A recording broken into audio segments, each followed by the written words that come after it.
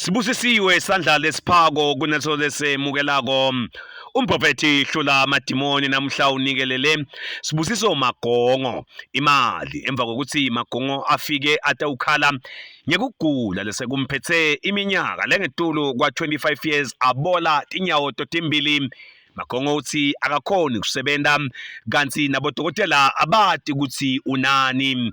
Prophet usinzeke kakhulu waphinza waqhutela ukuthi eMaswati akanikele the act of kindness noma ke kutshengisa ebuntu neluvelo kulabo labagulako kuyinto lenhle kulabo labakholwako.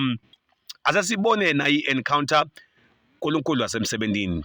My brother ngibonga kakhulu ukuthi omkhulu ngitsinzekile mina nje njengomprofeti Hlula Madimoni ngitsinzekile makefika my brother afika akhala ngibona simo lakiso inyawo tibolile akakhoni ukuhamba khona kwendala akakhoni ukusebenzela umadima konke kuyanuka inyawo lo angifuni kungasho apha nje ngolo ukuthi ngitsinzekile all I can say so ke ngawuthi nami anginikele molo inganayo imali lenginayo la my brother akwathi ahambe athenge mhlawumbe la ngakuthenga abethi insipho ngabe makhandlela ngabe ma roll on ma perfume akwathi aqhubeka aphila athenge kudla agcine ethunjini molo iBhayibheli lithi sibusiwe sandla lesiphako nesemukelayo so mina ngiphile vela kakhulu molo ekupheni ukuthi mangipha umuntu ngisuke nginvesta ngisuke ngitshala kutawumila kusasa kwangase nje molo my brother angahamba sitakane iBhayibheli lithi molo ithanza makhelwane akho nje ngoba uthi ithanza wena so le ngwenda komolo it's a sign of love to my brother here utawuhamba abusiseke asabuseka la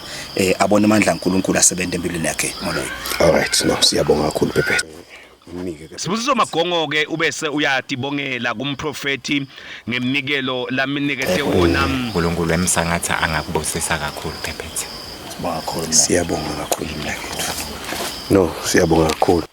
Empilweni vele kude lengigcine ngikhona kukwenda empilweni nasesikolweni ngagcina ngingakhona nekuchubeka neso etinzabeni tezo zose voice nguThabo kaMoloyi silapha kuMatsapha.